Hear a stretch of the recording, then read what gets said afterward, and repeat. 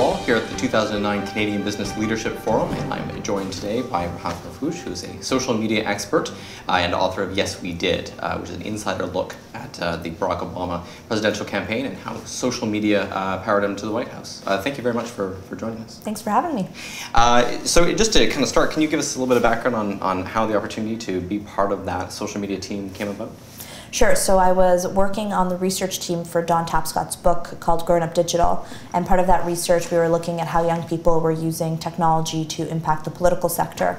So I connected with Chris Hughes, who was the Obama's Director of Internal Organizing, and after much pestering and begging, managed to convince him to just let me come down as a volunteer to do what I can to help during the last couple of months before the elections.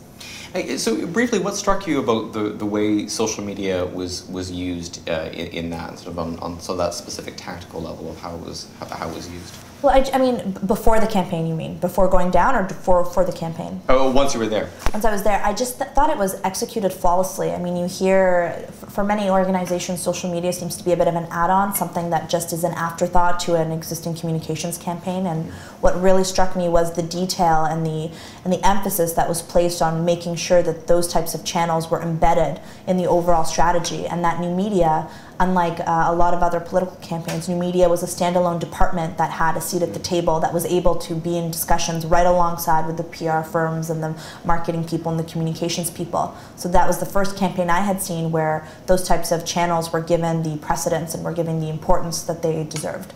It clearly had a big impact on the campaign. Was your impression that it had the respect at that table from the start?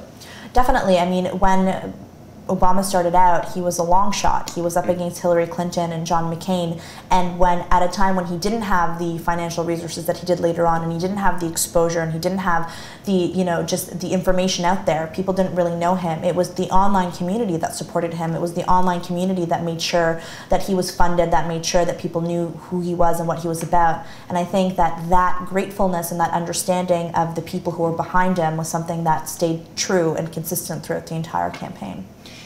You're now speaking to the business community about how social media can impact their businesses. Mm-hmm. Is social media right for any organization, or are there some instances where somehow social media just doesn't quite fit yet?